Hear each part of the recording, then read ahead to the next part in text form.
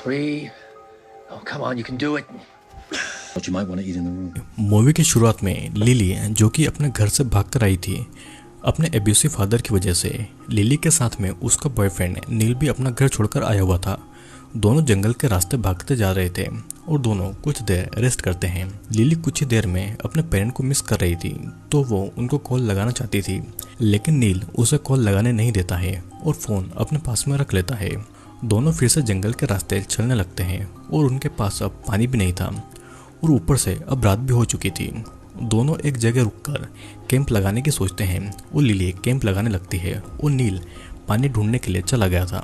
लेकिन हम देखते हैं कि बहुत देर होने के बाद में भी नील वापस नहीं आया था। लिली ये नोटिस करती है कि नील उसका फ़ोन भी अपने साथ लेकर गया है। फिर लिली पूरी रात नील का इंतज़ार करती है, लेकिन नील वापस नहीं आता है। अब अगली सुबह लिली अकेली ही जंगल में चलने लगती है और तभी लिली को एक घर दिखाई देता है और वो वहाँ पर मदद मांगने के लिए उस घर में जाती है। वहाँ पर एक इवान नाम का एक आदमी रहता था। लिली इवान से उसका लैंडलाइन यूज करने की परमिशन मांगती है ताकि वो नील को कॉल कर पाए, लेकिन जल्दी ही लिली को इवान में कुछ गड़बड़ नजर आ रही थी। तभी इवान लिली से कहता है कि उसे शावर लेना चाहिए और लिली उस घर में जाने को सोचती है और फिर से जंगल में लेकर आता है। इवान लिली से माफ़ी भी मांगता है उसके बिहेवियर के लिए और लिली वहाँ से जाना चाहती थी, लेकिन इवान उसे पकड़कर बेसमेंट में बंद कर देता है। उस बेसमेंट में लिली को बहुत सारे लोगों के मिसिंग होने की कटिंग्स मिलती है और ये सब देखकर वो बहुत डर गई थी और अपने आप को इवान से सेफ रखने के लिए हथियार ढूंढने लगी थी। लिली को एक हथौड़ी मिलती है और तभी वहाँ पर इवान आकर लिली के हाथ से उस हथौड़ी को ले लेता है। बेसमेंट से निकलकर वो घर के सिक्योरिटी सिस्टम को ऑन कर देता है ताकि लिली वहाँ से निकल नहीं पाए। कुछ समय के बाद में इवान खाना लेकर लिली के पास में आता है और लिली उसे रिक्वेस्ट करती है कि वो उसे जाने दे, लेकिन इवान इस बात से लिली पर गुस्सा हो गया था। वो ट्रेडमिल के पास लाकर उससे एक्सरसाइज करने को कहता है। लिली को समझ नहीं आ रहा था कि इवान उसे किस चीज़ के लिए ट्रेन कर रहा है और फिर इवान बेसमेंट से चला जाता है। अगली सुबह इवान न्यूज़पेपर पढ़ रहा था जहाँ पर हम देखते हैं कि लिली और नील की मिसिंग रिपोर्ट छपी हुई थी। इवान लिली के पास में आता है और लिली फिर से इवान से रिक्वेस्ट करती है कि वो उसे यहाँ से छोड़ दे। इवान लिली की बातों को इग्नोर करके उसे अच्छे से ट्रेन होकर जीतने के लिए कह देता है। अब फिर रात को इवान लिली को एक मैट्रेस देता है ताकि वो अच्छे से सो पाए और वो उसे अच्छे से खाना भी देता है। अगले दिन इवान एक मैट पे लिली को लेटने को कहता है और लिली को लगता है कि इवान उसका अब फ़ायदा उठाने वाला है, यानी कि वो अब उसका रेप करने वाला है। लेकिन हम देखते हैं कि इवान लिली को सिटअप करने को कहता है। लिली भी चुपचाप इवान की इस बात को मान लेती है और अब लिली को अपने पिता की याद आती है कि कैसे वो लिली को एब्यूज़ किया करते थे और ये याद करके लिली इवान को किक करती है। इसे देखकर इवान वहाँ से चला जाता है और कुछ देर के बाद में इवान लिली के पास में आता है और उसे खाने के बदले अपना सीटअप कंप्लीट करने को कह देता है। लिली भी बहुत ज़्यादा भूखी थी तो वो इवान की बात मान जाती है। इवान अपनी बातों का पक्का था। वो लिली को डाइनिंग रूम में लेकर जाता है और उसे खाना ऑफर करता है, लेकिन इस बार हम देखते हैं कि इवान लिली को लिली नहीं बल्कि कैथरीन कहकर बुला रहा है। लिली भी इस बात पर इवान को कुछ नहीं बोलती है और घर की हर चीज़ पर नज़र देने लगती है ताकि वो किसी तरह से वहाँ से निकल जाए। लिली को अपने प्लेट के पास टेबल नाइफ दिखाई देता है और वो उसे उठाने ही वाली थी, पर इवान उसके पास आकर उस नाइफ को लिली से ले लेता है और अपनी जगह पर बैठ जाता है। ये सब देखकर लिली और ज़्यादा फ्रस्ट्रेट हो गई थी और वो इवान पर चिल्लाने लगी थी। इवान भी गुस्सा होकर लिली को वापस बेसमेंट में बांध देता है। अब कुछ देर के बाद में इवान फिर से लिली के पास में आता है और उसे स्पोर्ट्स के कपड़े पहनने को देता है। इवान फिर ट्रेडमिल को सेट करता है और लिली उस पर एक्सरसाइज करने लगी थी। जब लिली एक्सरसाइज कर रही थी तब इवान का भाई उसे मिलने आता है और इवान खुशी से उसे बताता है कि कैथरीन घर पर वापस आ गई है और वो बेसमेंट में एक्सरसाइज कर रही है, जिसे सुनकर उसका भाई भी इवान को टाइम पर दवाई लेने को कह देता है और वो उसे थेरेपी भी लेने को कहता है। उसे लगता था कि इवान को डिल्यूजनल डिसऑर्डर है और दोनों भाइयों के बीच में झगड़ा हो गया था, जिससे कि इवान का भाई वहाँ से चला गया था। फिर वो लिली के पास में आता है और उसे कहता है कि उसके अंकल घर पर आए थे।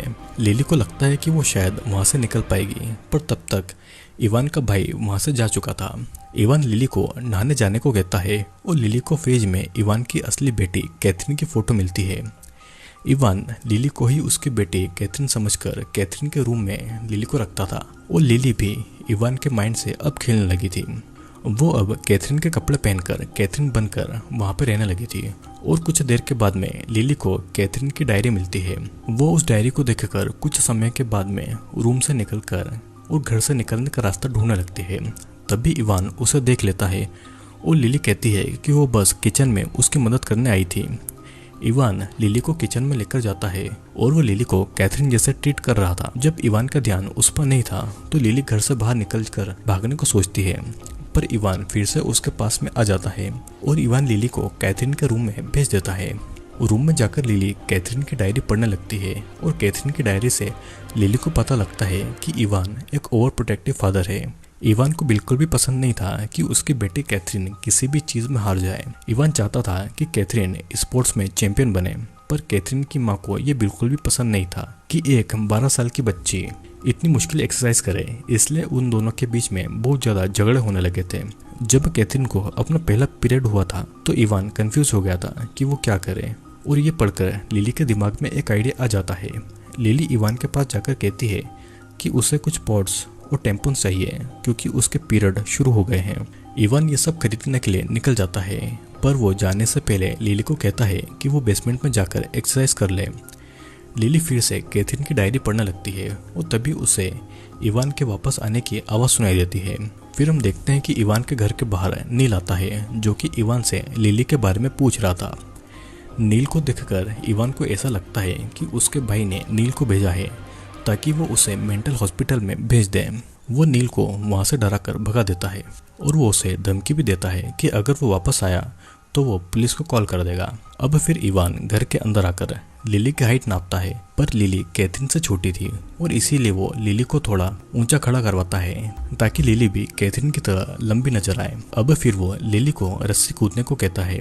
लिली अब इन सब चीज से थक चुकी थी और वो इसीलिए गुस्से में इवान को मारती है।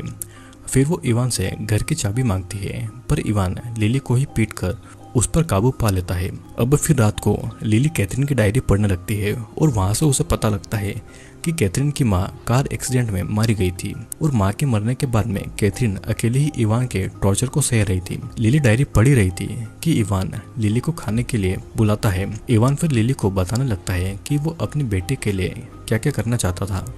लिली को इवान के लिए बुरा लगता है और वो उससे माफ़ी भी मांगती है। फिर वो इवान से कहती है कि वो स्कूल जाना चाहती है क्योंकि स्कूल ब्रेक बंद होने वाला था। इवान कहता है कि वो अपने घर से ही स्कूलिंग करे और डिनर के बाद में वो लिली के साथ में हाइड एंड सीक खेलता है, जैसे कि वो अपनी बेटी कैथरीन के साथ में खेलता था।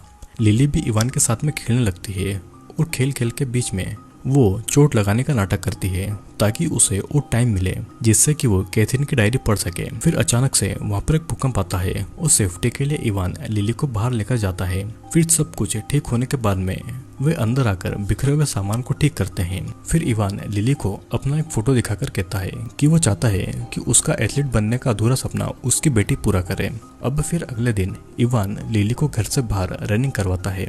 जब लिली रनिंग करके वहाँ से भागने वाली थी तो इवान उसके पीछे जाता है, लेकिन लिली वहाँ से भाग नहीं पाती है क्योंकि वहाँ के गेट पर भी ताला लगा हुआ था। इवान वापस लिली को कैथरीन के रूम में लाता है और उसके जख्मों पर पट्टियाँ बांधता है।